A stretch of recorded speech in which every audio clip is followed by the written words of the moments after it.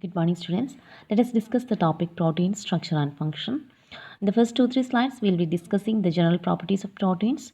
Then we will be shifting to amino acids, the subtopic amino acids. So let us start. Okay, this is a letter written by a Swedish chemist J.J. Berzelius to his associate Mulder, who was a Dutch chemist. So, in this letter, J.J. Berzelius proposed the name protein to a molecule which was described by Mulder. The word protein that I propose to you, I would wish to derive from proteose because it appears to be the primitive or principal substances of animal nutrition that plants prepare for the herbivores and which the latter then furnish to the carnivores. So the word protein was derived from a Greek word proteus, and the meaning of proteus was the most important one.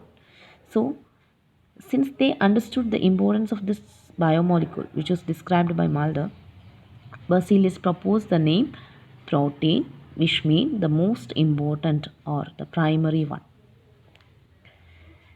You know that proteins are the most abundant biological macromolecules occurring in all cells and all parts of cells. Proteins also occur in great variety, thousands of different kinds, ranging in size from relatively small peptides to huge polymers with molecular weights in millions. Moreover, proteins exhibit enormous diversity of biological function and are the most important final products of the information pathway. So what do you mean by the final product of information pathway? We have already discussed about central dogma, which is the information pathway in a cell, that is the information which is kept in or which is encoded in DNA is converted into the final product protein, which is the functional entity of a cell. So the information or the genetic information which is encoded in DNA is first transcribed to mRNA and then it is translated to protein, which is the final product, and this protein will determine the function of the cell. So protein is the final product of biological information pathway. Proteins are the molecular instruments through which genetic information is expressed. Okay. Relatively simple monomeric subunits provide the key to the structure of thousands of different proteins. All proteins, whether from the most ancient lines of bacteria or from the most complex forms of life, are constructed from the same ubiquitous set of 20 amino acids covalently linked in characteristics linear sequence. So we have already told that, or we have already discussed that proteins are of diverse types. They have different biological functions, they have different structural properties. Okay, all these proteins are constructed from a set of 20 amino acids. 20 ubiquitous amino acids are there, which are covalently linked in certain characteristic linear sequences to form all these diverse proteins. Because each of these amino acids has a side chain with distinctive chemical properties, this group of 20 precursor molecules may be regarded as the alphabet in which the language of protein structure is written. Each of these amino acids are unique with a side chain. So, we can construct all these diverse proteins from this set of 20 amino acids. These are some functions of proteins. The first one is about the protein luciferin. The light produced by fireflies is the result of a reaction involving the protein luciferin and ATP catalyzed by the enzyme luciferase. So the second one is a picture of RBC, and in RBC there is a oxygen transporting protein called hemoglobin. So erythrocytes contain large amounts of oxygen transporting protein hemoglobin. And the third one is about the protein keratin. The protein keratin formed by all vertebrates is the chief structural component of hair, scales, horn, wool, nails and feathers. Horn of rhinoceros is exhibited here. So the horn of rhinoceros is constructed with the protein keratin. Using proteins, different organisms can make such widely diverse products as enzymes, hormones, antibodies, transporters, muscle fibers. Then the lens protein of eye, which is the lens protein of eye? That's crystalline. Then feathers, spider webs, rhinoceros horn, milk proteins, antibiotics, mushroom poisons. All these things come under the category proteins and other substances having distinct biological activities. Among these protein products, the enzymes are the most varied and specialized. Virtually all cellular reactions are catalyzed by enzymes. Enzymes are, you know that enzymes are the molecules which catalyze chemical reactions, and all enzymes are proteins. All enzymes are proteins. So this is the protein architecture or the subunit of protein, that is amino acids, the structure of amino acids. Proteins are polymers of amino acids with each amino acid residue joined to its neighbor by a specific type of covalent bond. What is the bond between two amino acids? We will study it in detail. It is the peptide bond. So 20 different amino acids are commonly found in proteins. All 20 of the common amino acids are alpha amino acid. What do you mean by alpha amino acids? So here in the structure of amino acid, we are having a carbon atom which is denoted as alpha carbon atom. And since the functional group of amino acids are attached to this carbon atom, this alpha carbon atom, the amino acids are denoted as alpha amino acids. They have a carboxyl group and an amino group bonded to the same carbon atom. There is a carbon atom, the central carbon atom known as alpha carbon atom, and the functional group of amino acid. Amino acids actually has two functional groups. These two functional groups are attached to the same alpha carbon atom. They differ from each other in their side chains or R groups, which vary in structure, size, and electric charge, and which influence the solubility of amino acids in water. So this is the general structure of an amino acid. The structure is common to all amino acids except proline.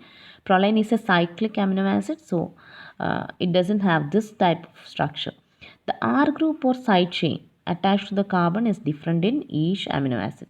So you can see the central carbon atom, it is known as alpha carbon atom, and two functional groups are there. This is the carboxylic functional group and this is the amino functional group, and the R is the side chain. This R will be unique in each and every amino acid. So these are the common amino acids found in proteins. Actually, we classify amino acids on the basis of their R group or their side chain. So there are non-polar amino acids and polar amino acids based on the polarity of their side chain.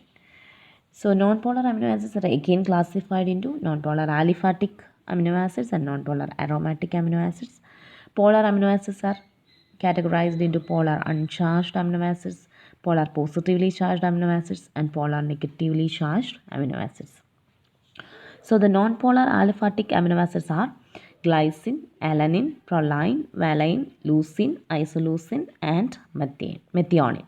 And the non-polar aromatic amino acids are phenylalanine, tyrosine, and tryptophan. So polar amino acids which are uncharged are serine, threonine, cysteine, asparagine, and glutamine. Polar positively charged amino acids are lysine, histidine, and arginine. Polar negatively charged amino acids are aspartic acid and glutamic acid. So you have to study this classification, and this is the structure of amino acids. So this is the first one, glycine. Glycine is the most simplest amino acid, and the side chain of amino acid is a hydrogen atom. So in glycine, the alpha carbon atom has two hydrogen atom attached to it. So the carbon atom, the alpha carbon atom is not having any optical property in this amino acid, glycine, since two valencies are satisfied by the same hydrogen atom. So this is glycine, the side chain is hydrogen, and this is alanine, the side chain is CH3, and this is proline, which is an exceptional structure. It is a cyclic amino acid, proline. So this is valine, then leucine, isoleucine, methionine. Please study the side chain structure and it will be easy for you to write the structure of all these amino acids if you are studying the side chain only. So this is polar uncharged amino acids, serine, threonine, and cysteine. Serine and threonine are having hydroxyl functional group. So they are hydroxyl containing amino acids. Then cysteine is an amino acid with sulfur. It has a sulfhydryl group CH2SH2. I mean SH, CH2SH. Then asparagine is here. Asparagine and glutamine, they are polar uncharged amino acids. So aromatic amino acids are here. They are having a benzene ring in their structure. So they are phenylalanine, tyrosine, and tryptophan. Then positively charged amino acids are lysine, arginine, and histidine. They are having extra amino groups in their structure. Then negatively charged amino acids are there. They are aspartic acid and glutamic acid. They are having an additional carboxylic group in the structure. They are dicarboxylic amino acids. Monoamino dicarboxylic amino acids. And in positively charged amino acids are monocarboxylic diamino acids. The first amino acid to be discovered was asparagine in 1806, and the last one was threonine. It was not identified until 1938. All the amino acids have trivial or common names, in some cases derived from the source from which they are first isolated. Asparagine was first found in asparagus and glutamate in wheat gluten. Tyrosine was first isolated from cheese. Its name is derived from Greek tyros, which means cheese. And glycine was so named because of its sweet taste. So glycine is a sweet amino acid. For all the common amino acids except glycine, the carbon is bonded to 4 different groups: a carboxyl group, an amino group, an R group, and a hydrogen atom. In glycine, the R group is another hydrogen atom. We have already discussed it. In glycine, the side chain is another hydrogen atom. The alpha carbon atom is thus a chiral center. Actually, in all amino acids except glycine, the alpha carbon atom is a chiral center, since 4 valencies are satisfied by 4 different atoms. Because of the tetrahedral arrangement of the bonding orbitals around the alpha carbon atom, the 4 different groups can occupy 2 unique spatial arrangements, and thus amino acids have 2 possible stereoisomers. Actually, each amino acid have 2 stereoisomers. Each amino acid except glycine has 2 stereoisomers. We will be discussing it more clearly in the slide. Since they are non-superimposable mirror images of each other, the two forms represent a class of stereoisomers called enantiomers. The stereoisomers formed by amino acids are termed as enantiomers. All molecules with a chiral center are also optically active. That is, they rotate plane polarized light, except glycine, which is optically inactive. All these amino acids are optically active. That is, they can rotate plane polarized light. The amino acid residues in proteins are L stereoisomers. Nearly all biological compounds with a chiral center occur naturally in only one stereoisomeric form, either D or L. So stereoisomers are denoted by the letters D and L, D or L. So naturally occurring biological compounds are either D or L. Okay. The amino acid residues in protein molecules are exclusively L stereoisomers. So in proteins, all the naturally occurring amino acids are L stereoisomers. D amino acid residues have been found only in a few generally small peptides, including some peptides of bacterial cell walls and certain peptide antibiotics. So D amino acids also exist. We can find it in some bacterial cell wall proteins and certain peptide antibiotics. This is the stereoisomerism in amino acid. The first one, the first picture shows this is L-alanine and this is D-alanine.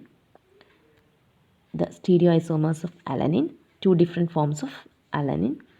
So, L and D-alanine are non-superimposable mirror images of each other. You can see in the picture that we can't superimpose these two images. We can't superimpose these two images. They are non-superimposable enantiomers. Okay, you can see the arrangement of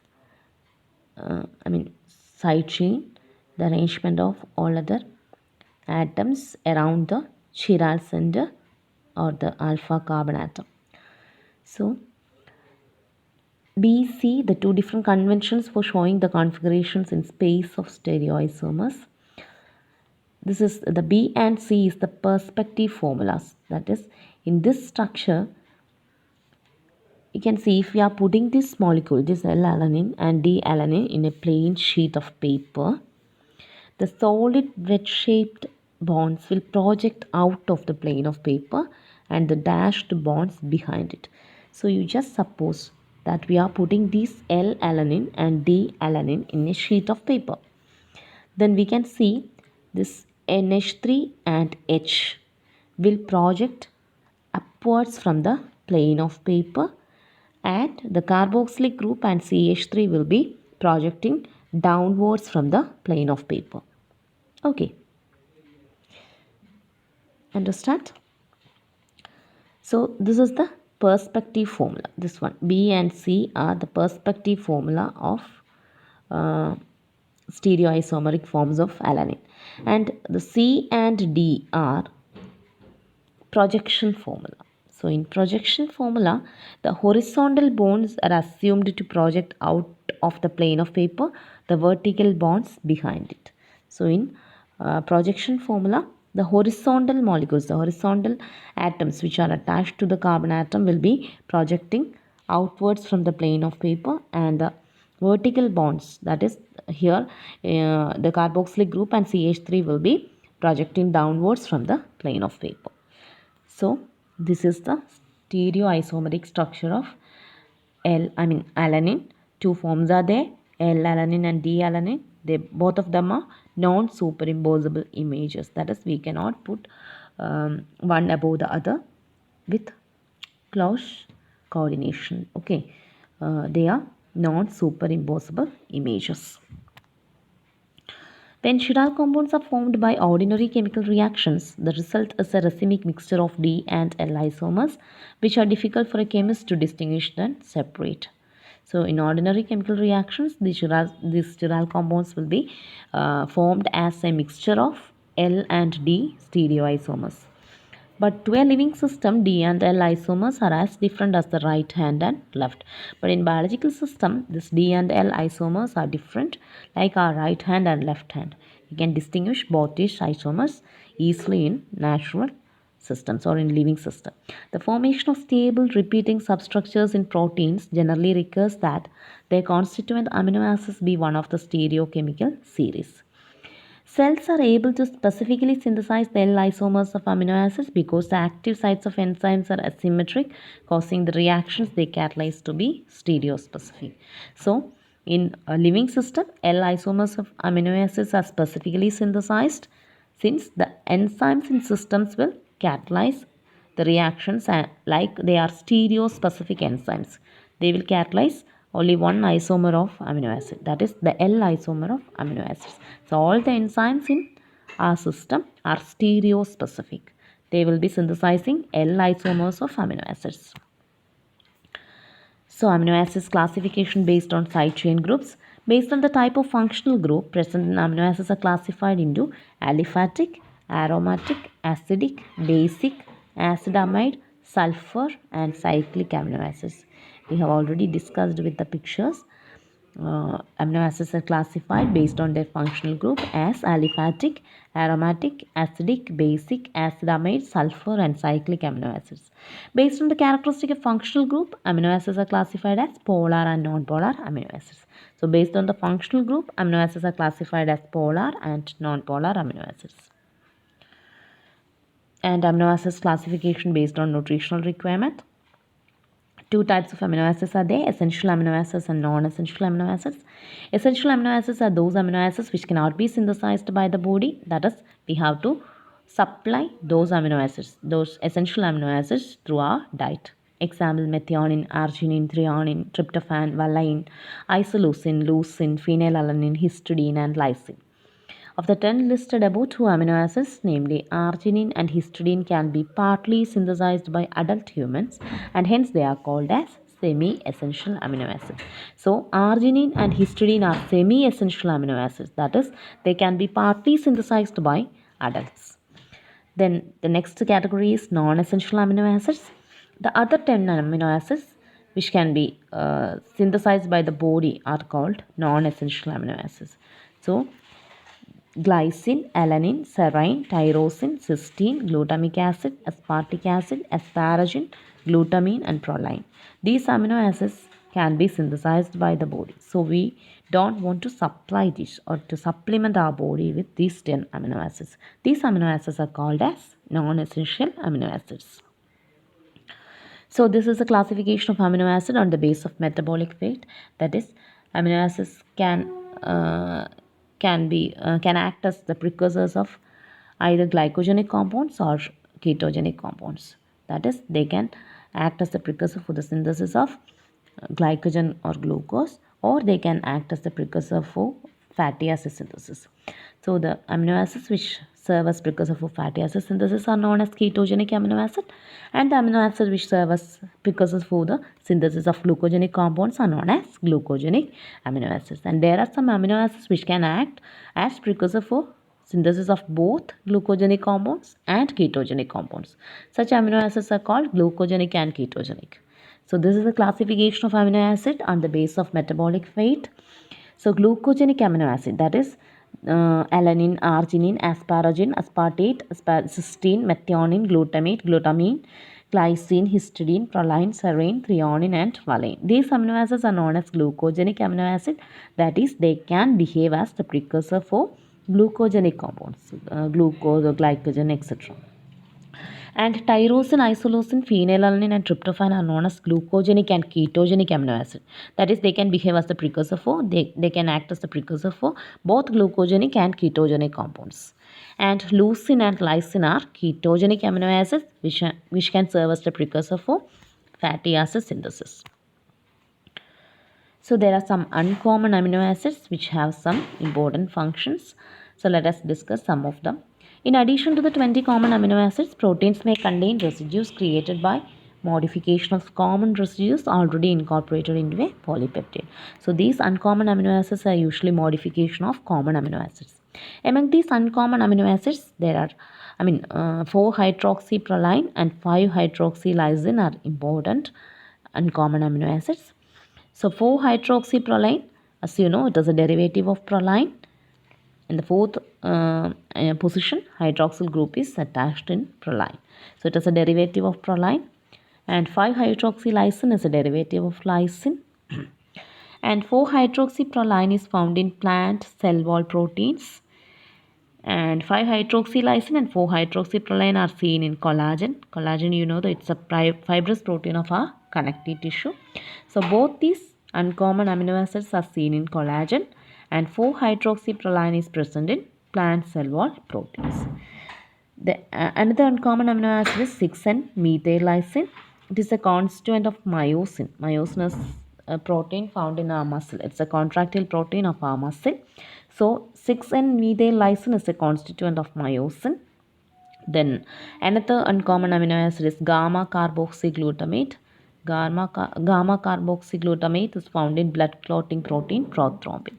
So gamma-carboxyglutamate is an amino acid derivative which is seen in the blood clotting protein prothrombin. And desmosin is a complex derivative of lysine. Desmosin is a complex amino acid derivative of lysine. It is found in elastin. Elastin is also a fibrous protein which is seen in our muscle fibers. So desmosin is a part of elastin. So these are some of the important uncommon amino acids: 4-hydroxyproline, 5-hydroxylysine, 6N-methyl-lysine, gamma-carboxyglutamate, and desmosin. So there are some non-protein amino acids. What do you mean by non-protein amino acids? These amino acids have some biological functions, but they are not constituents of proteins. So these amino acids will not indulge in the construction of proteins. They are non-protein amino acids, but they have some functional roles in our system. These are some additional amino acids which have been found in cells. They have a variety of functions but are not constituents of proteins. Ornithine and citrulline are the common examples. They are key intermediates in the biosynthesis of arginine and urea cycle. So, two important non-protein amino acids are ornithine and citrulline. They are metabolites in the biosynthesis of arginine and urea cycle. So, amino acids can act as acids and bases. So, we are shifting to the properties of amino acid. The most important property of amino acid is Sweet-Tryon property. So what is Sweet-Tryon property? Let us discuss. When an amino acid is dissolved in water, it exists in solution as a dipolar ion or Sweet-Tryon. So if you are dissolving an amino acid in water, it can exist as a dipolar ion. So this dipolar ion is known as Sweet-Tryon. Sweeter means hybrid ion. So what is this Sweet-Tryon? Actually, we already know that this amino acid has two functional group. Each and every amino acid has two functional group. One carboxylic functional group and one amino functional group. Both this functional group can exist as ion. Okay. So in solution, both of this functional group will be existing in their ionic form. So such an ionic form, or such a molecule with two ions attached to it is known as dipolar ion. So a Sweet-Tryon have two ionic groups. A Sweet-Tryon can act as either an acid or a base. Since it has two ions, it can act as an acid and as a base. And the peculiarity of this Sweet-Tryon is that it have two ions in it, but the net charge of the ion will be 0. That is, the molecule will be neutral. That is, this is because the ions will be opposite charges. That is, a dipolar ion have two ions attached to it. One ion will be positive charge and the other ion will be negative charge. So the net effect will be 0. The net charge will be 0. So all the amino acids exist in solution as Sweet-Tryon. This is the Sweet-Tryon. This is a Sweet-Tryon can act as an acid. That is, in this form you can see we are having two ions, NH3 plus and COO minus. So what is the concept of an acid? An acid can donate proton. Okay, so you can see that here it can donate a proton from the amino ionic form. NH3 plus is here, so it can donate a proton and it can become NH2. Okay, so it can act as a acid, and in acidic solution the net charge of this ion will be negative. Okay, and it can act as a base, that is, it can accept proton. So here if you are giving it an if you are allowing it to accept a proton, the Sweet-Tryon will be accepting one proton and it will be shifted to this form, that is COOH, and the net charge will be plus charge, and the net charge will be plus charge. NH3 plus will be there, COO minus will be neutralized by the H, and that is the proton, and it will be shifted to COOH, and the net charge of the ion will be plus. So in a basic, if the Sweet-Tryon is acting as an acid, the net charge will be negative, and if it is acting as a base, the net charge of the molecule will be positive. Substances having this dual nature are amphoteric and are often called ampholites. So the substances with this dual nature, substances which can exhibit this type of dual nature, are called ampholites, and the nature is known as amphoteric nature. Amino acids can exist as ampholites or Sweet-Tryons in solution depending on the pH of the medium. So whether the Sweet-Tryon will behave as an acid or base, it will depend on the pH of the medium. The pH at which the molecule carries no net charge is known as isoelectric point or isoelectric pH, and it is indicated by Pi. So the pH of the medium in which the amino acid will exist as a neutral molecule or a molecule with no net charge. That pH is known as isoelectric point or isoelectric pH. It's important.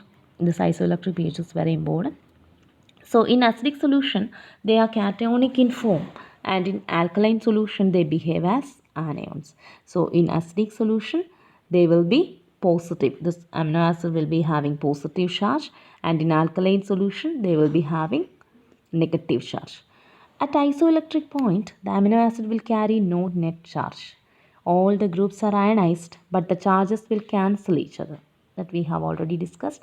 Therefore, at isoelectric point, there is no mobility in an electrical field. Solubility and buffering capacity will be minimum at isoelectric pH. So these are the peculiarities of isoelectric pH. When we are keeping the molecule in its isoelectric pH, it will not be having any net charge, and if you are applying an electrical field, the molecule will not move to any of the either to the cathode or anode. It will not be moving, so it will not be having any mobility if you are applying an electrical field when it is in its isoelectric pH. Okay, and the solubility and buffering capacity will be minimum at isoelectric pH. So if you are keeping the molecule in a solution having isoelectric pH, the solution will be stable. That is, it will not move to either the anode or the cathode. It will not be having any mobility, and the solubility and buffering capacity will be the minimum. Okay, to such a solution, to an isoelectric solution, if you are adding hydrochloric acid drop by drop at a particular pH, 50% of the molecules are in the cationic form and 50% in switterion form. This pH is pK1. So what is pK1? How can we calculate its isoelectric point? So if you are adding hydrochloric acid drop by drop to a solution which is in its isoelectric point, that is the amino acid is in its isoelectric pH in a solution, and to that solution we are adding hydrochloric acid drop by drop. So the pH will be changing. Okay, at a particular pH, 50% of the molecules are in cationic form. So at a particular pH, 50%, consider if there are 10 citrions in that solution. So at a particular pH, 5 of them will become cation. That is, 5 of them will be having positive charge, and 5 of them will be in their switterionic form. That is, 50% of them will be shifting to their cationic form, and 50% will remain in its switterionic form. That pH, that point is known as pK1. Okay. If more HCl is added, more molecules will become cationic in nature and solubility increases. Okay. So that pH is known as pK1. pK1 is the pH at which 50% of citrions remain as switterionic form and 50% will be converted into its cationic form. On the other hand, if you are titrating the solution from isoelectric point with NaOH, okay, at a particular pH, that pH is known as pK2. At a particular pH, 50% of the switterion will remain as switterion and 50% will be shifted into their anionic form. So that pH is called pK2. The isoelectric pH for monoamino monocarboxylic amino acids can be calculated as Pi is equal to pK1 plus pK2 by 2. That is, this is a formula for calculating isoelectric point, pK1 plus pK2 by 2. This is the picture. So here we indicated pH, and we here equivalence of OH minus, that is, this is the Pi. This is the titration curve of glycine, and the isoelectric point of glycine is 6.1. This is the isoelectric point. So in solution, in a solution having isoelectric pH, glycine will be existing like all the molecules of glycine will be existing as switterions. And if you are adding HCl drop by drop, what happens? 50% of the glycine will be shifted to its cationic form. Cationic form means the positive ionic form. Okay, so that pH, this pK1, 2.4. So at this pH 2.4, 50% of the switterions will be, switterions of glycine will be existing as switterions, and 50% will be shifted to its cationic form. And this is pK2. This is the pH 9.8. This is the pH at which 50% of switterions will be, glycine switterions will be existing as switterions itself, and 50% will be shifted to its anionic form. Okay, and we can calculate this isoelectric pH as the average of this pK1 and pK2. Okay. Optical activity, we have already discussed optical activity. And these are the general reactions of amino acids.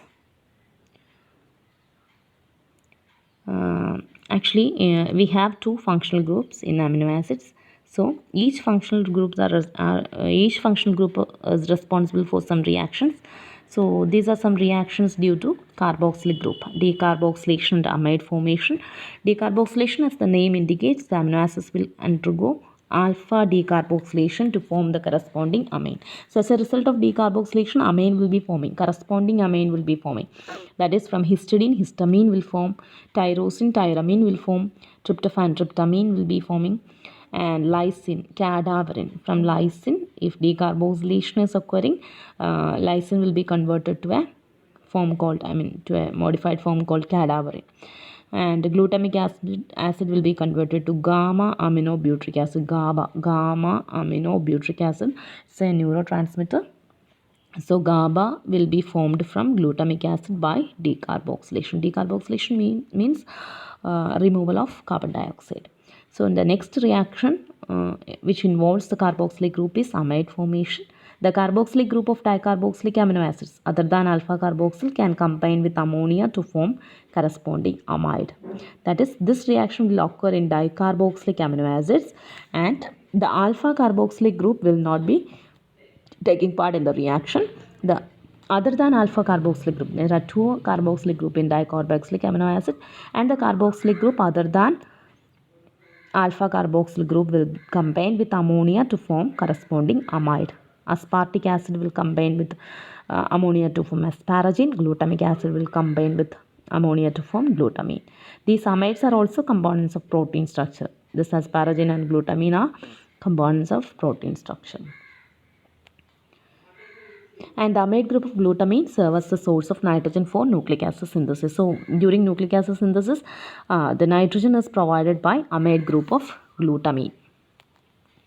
So these are the next one, reactions due to amino group. This is transamination.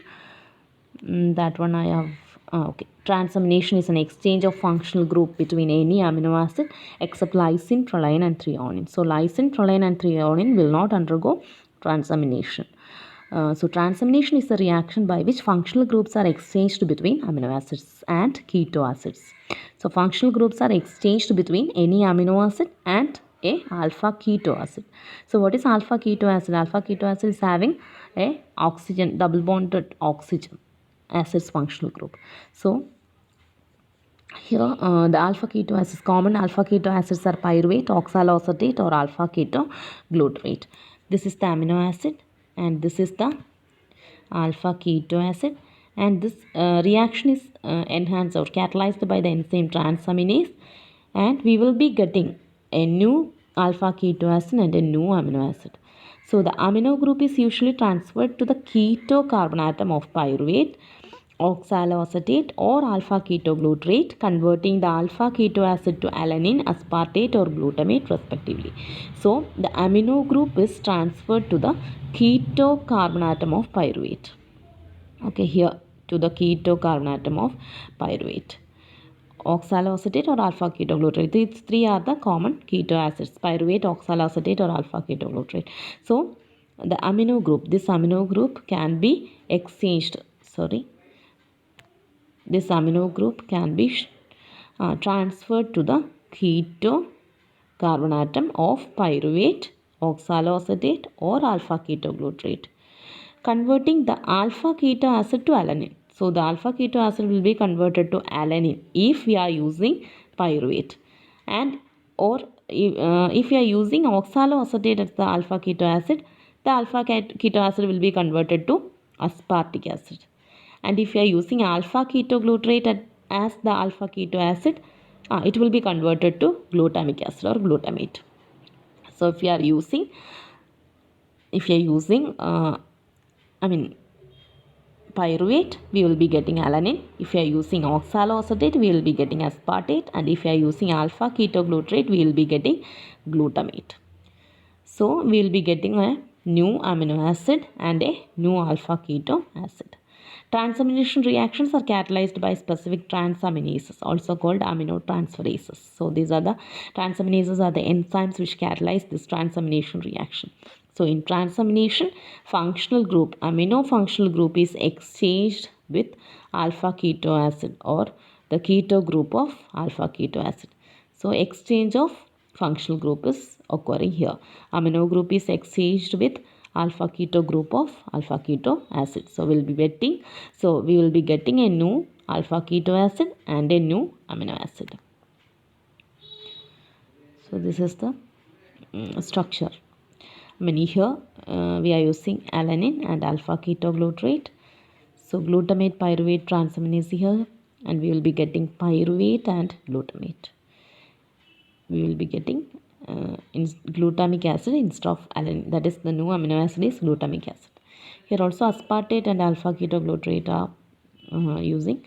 We will be getting oxaloacetate and glutamate. So we will be getting glutamate as the new amino acid. Then the other reaction is oxidative deamination. The alpha amino group is removed from the amino acid to form the corresponding keto acid and ammonia. So in oxidative deamination, alpha amino group is removed from the amino acid, and the amino acid will be converted to keto acid and ammonia. There is glutamate. It will be converted to alpha ketoglutarate and ammonia after oxidative deamination. And the other reaction is formation of carbamino compound. Carbon dioxide adds to the alpha amino group of amino acid to form carbamino compounds. So to the alpha amino group of amino acid, carbon dioxide is added to form carbamino compounds. The reaction occurs at alkaline pH and serves as a mechanism for the transport of carbon dioxide from tissues to the lungs by hemoglobin. So this carbamino compound formation is occurring in our lungs when oxygen is transferred, when carbon dioxide is transferred from tissues to the lungs by hemoglobin. Hemoglobin will undergo this carbamino compound formation. And then reaction with ninhydrin. Ninhydrin is an important color test reaction for amino acids. Ninhydrin is used in many bioanalytical techniques, particularly for amino acid analysis method. Ninhydrin reacts with the alpha amino group of primary amino acid, producing Rohmann's purple. So the complex formed by ninhydrin with amino acid is Rohmann's purple. The amino group belonging to a free amino acid undergoes a chemical reaction with ninhydrin, which behaves as an oxidizing agent. So ninhydrin will behave as an oxidizing agent and react with free amino acid. React with the free amino group of amino acid. When exposed to ninhydrin, the amino acid undergoes oxidative deamination, resulting in the liberation of carbon dioxide, ammonia, and an aldehyde along with hydrindandin. So, ninhydrin and amino acid will react, and the amino acid will, when ninhydrin reacts with amino acid will undergo oxidative deamination, and it liberates carbon dioxide, ammonia, and an aldehyde along with hydrindandin. Hydrindandin is the reduced form of ninhydrin. So ninhydrin will react with amino acid and ninhydrin will be reduced to hydrindandin, and the amino acid will undergo oxidative deamination. It will liberate carbon dioxide, ammonia, and an aldehyde. So these are the color reactions of amino acids. Actually, ninhydrin, which we have already discussed, ninhydrin is the most important color reaction of amino acid. And in amino acid, the alpha amino group will answer this ninhydrin test. And then biuret reaction, peptide bonds will answer this biuret reaction. So, for this biuret reaction to be answered, there will be more than 2 or 3 amino acids. Xanthoprotic test, the benzene ring, that is amino acids phenylalanine, tyrosine, and tryptophan, which are having benzene ring in their structure, will react with xanthoprotic. Will answer this xanthoprotic test. Millen's test, phenol will answer, that is in tyrosine we are having a phenol group, so this phenol group will answer this Millen's test. Then aldehyde test is there, indole that is tryptophan. Indole group will answer this aldehyde test, that is tryptophan amino acid has this indole group and it will answer this aldehyde test. The center one is Sakaguchi's test. Arginine will answer this Sakaguchi's test. The guanidinium group in arginine will answer this test. Sulfur test is there. It is also a color reaction. Sulfhydryl group in cysteine will answer this sulfur test. Nitroprusside test is there. It will be answered by cysteine. The sulfhydryl group of cysteine will answer nitroprusside test. Then Pauli's test is there. Histidine will answer Pauli's test. The imidazole group in histidine will answer the Pauli's test. These are the major color reactions of amino acids. So the topic amino acid is completed. The next class we will be discussing about peptide bond and we will be shifting to protein, the structural details of proteins. Okay, thank you.